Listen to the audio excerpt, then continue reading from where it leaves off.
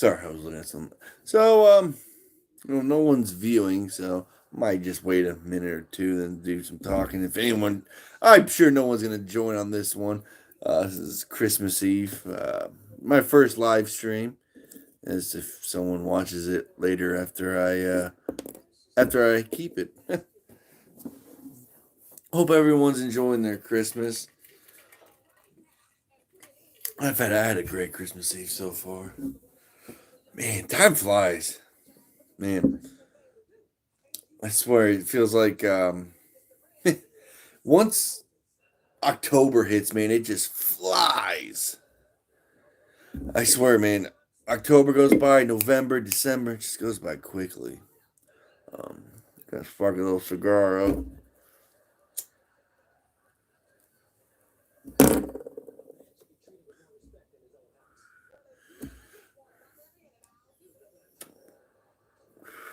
So we got all the presents wrapped up, everything for the kids and everything. It was a Actually, I just finished. Like everyone's asleep upstairs, the old lady, the kids. Um, I'd love to play a fucking record, but man, I just can't. Need my receiver fixed. I still haven't even had them look at it, unfortunately. Um, which I need to. Uh, I'm I'm thinking I'm just gonna buy a little cheap not about knockoff, but just a cheap couple $100 receiver just to have for right now.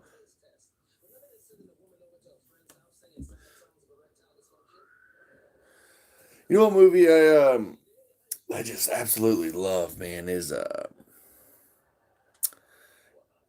it's just called Gotti, about John Gotti. Fuck man, it's so good. That was John Travolta's best role of all time for any of his movies. I think that role was meant for that man. I Man, he's just a badass in that. If you have not seen that movie, I highly recommend, especially if you're into gangster movies. Oh, I mean, man, I I've always heard of John Gotti since for a while. I didn't realize how loyal he was. Like, would refuse to snitch. Like, just it was amazing. Like, some of like when he gets sentenced, he gets like I don't know how many life sentence, doesn't shed a tear, no reaction until they say, "Well, you get like 3 life sentence," and then what was it? You owe a $500 fine too, and he's like, "Your Honor, I get the 3 life sentence, but the fine, I'm not fucking paying it." And like they start laughing, he starts laughing, man. And there was one scene that's really badass. Someone gets arrested and they cover their some people those mobsters, some of them will cover their face with a jacket, and he's talking to him after he posts bail. He's like, "Why the fuck are you hiding?" He's like, "Did you rape anybody?" He's like, "No." "Did you snitch on anybody? Are you a rat?" He's like, "No." He's like, "When you walk with me, you walk proudly to the fucking gate." He says something like that until you get to the gate. I was like, "Oh shit, John Gotti, ladies and gentlemen, bad motherfucker." But I guess we can talk a little bit of music. Infectious Groove had a great one. I think it was a few days ago about David Lee Roth versus Sammy Hagar.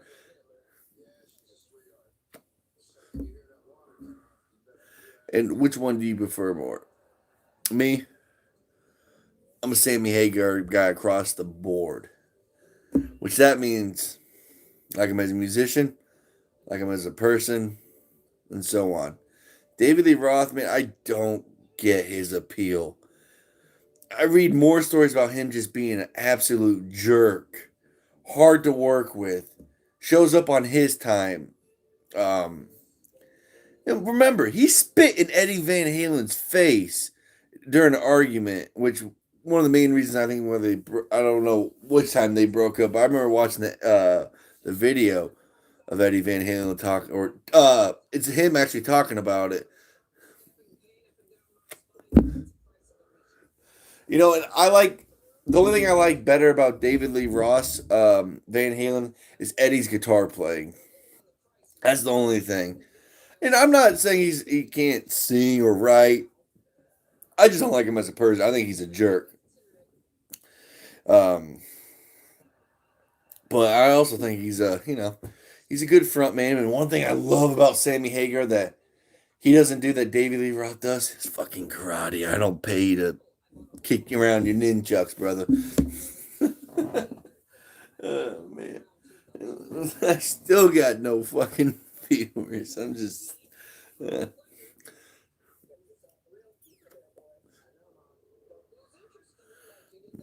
These are fucking good.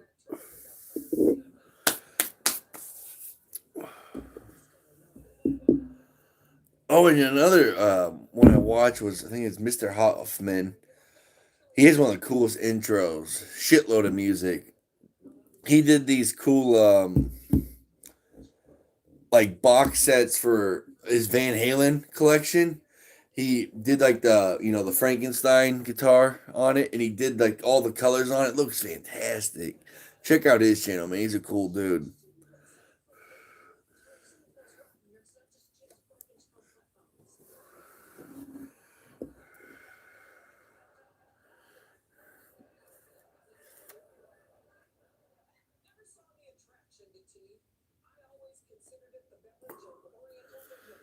All right.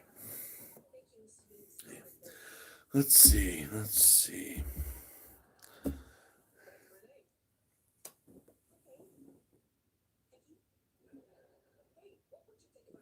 Man, smoke rings are fucking hard.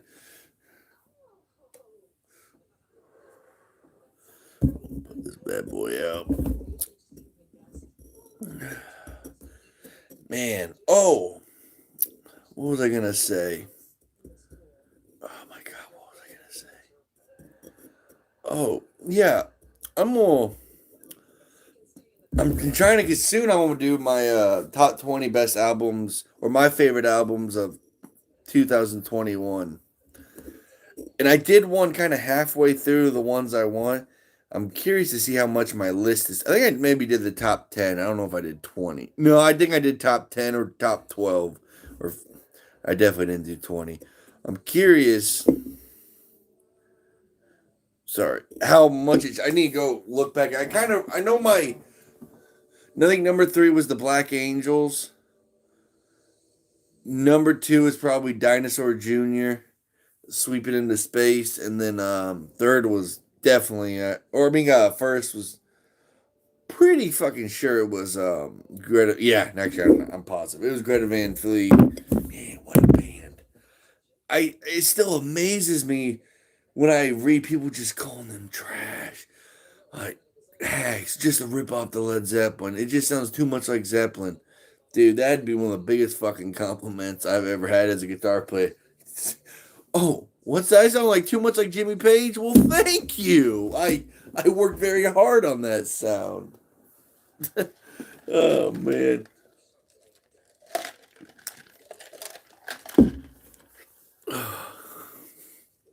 Yeah, man. Those kids are talented and extremely young too. God, because what was that? That first album came out. I think they were pretty much all around 19, and that was what 4 years ago. Right in that area, 2017 maybe, 16. But man, they're still just young kids, and you know what? I say this every time about them. I love them as a band. I can't stand the way they dress, dude. I'm like, I do not think they look cool in the slightest bit. They're all wearing onesies. It's just not for me, man. Uh, I'm a jeans and a dark blue jeans and a black t-shirt kind of guy, But shit, do what you got to do, guys. And I mean, it looks not for me, but I don't give a shit. Dress how you want to dress. It's you. You do what you want to do. It don't matter what I say. It just me.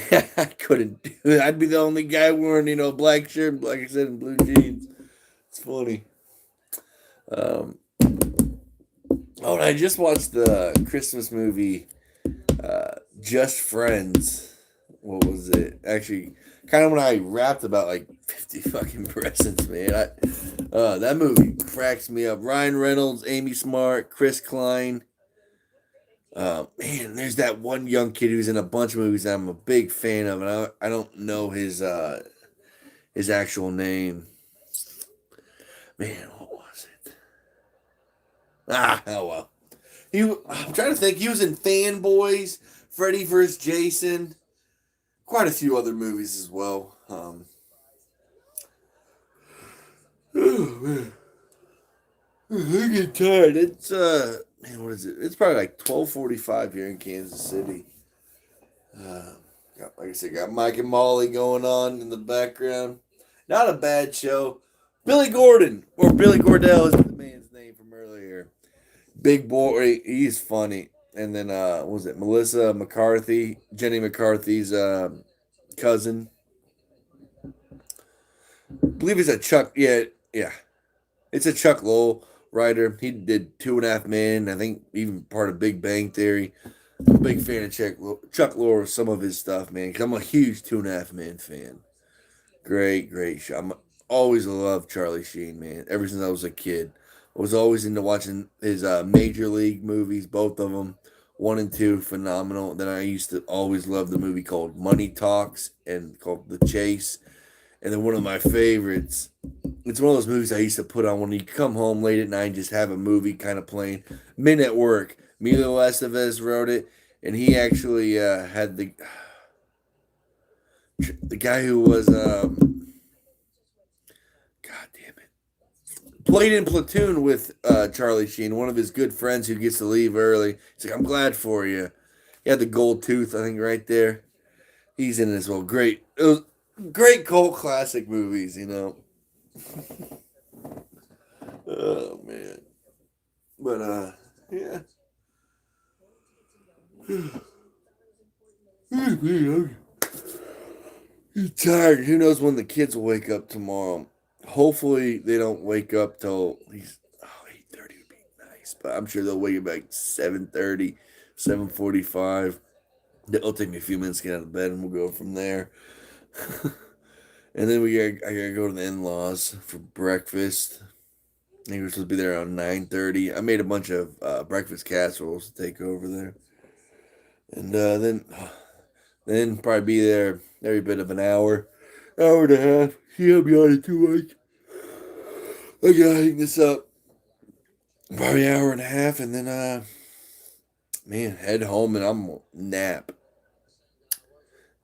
at least for a few hours. Then I gotta go back to my old lady's side, going to her aunt's for Christmas.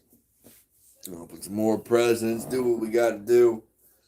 Oh, you know what? And then a great Christmas. This will be the anniversary from when I was probably, I think I was 14.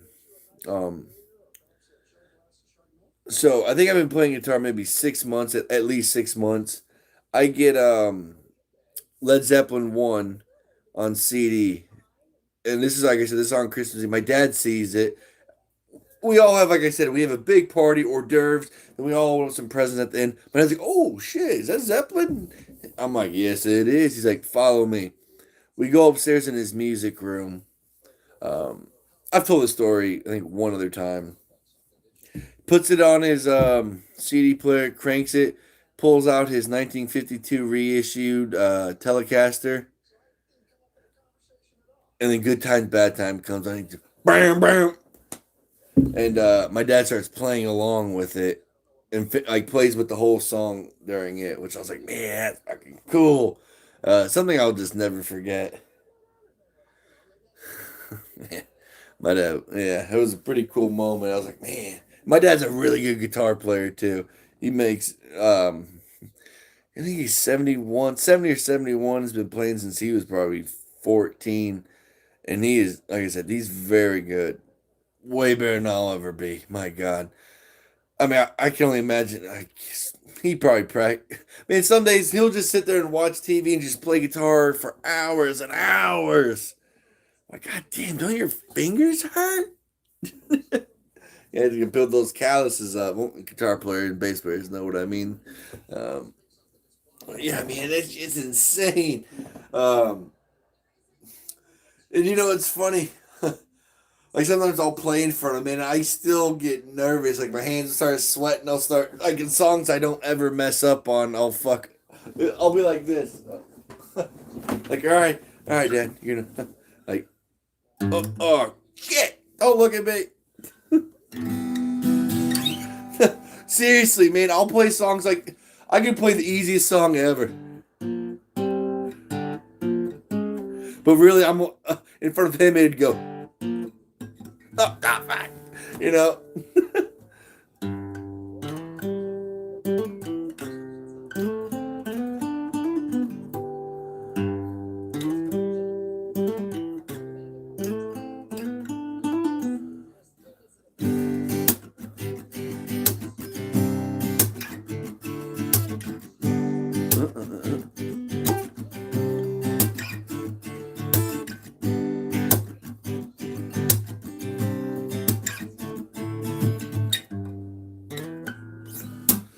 All right. Got the Epiphone Hummingbird. This is a nice, not expensive guitar. I think it was $300. A great little acoustic.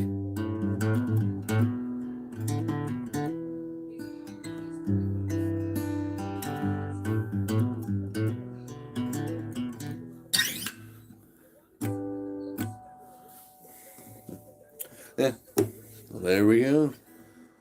Oh, speaking of Greta Van Fleet, I kind of learned what was it? The Highway to.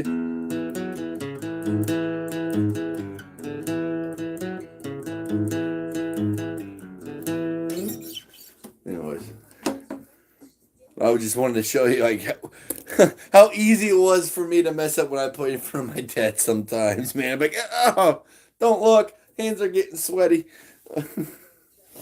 Oh, man. Good times, though. Am I right? Shit. All right, guys. I think I'm going to end that here. Have a good one, everybody.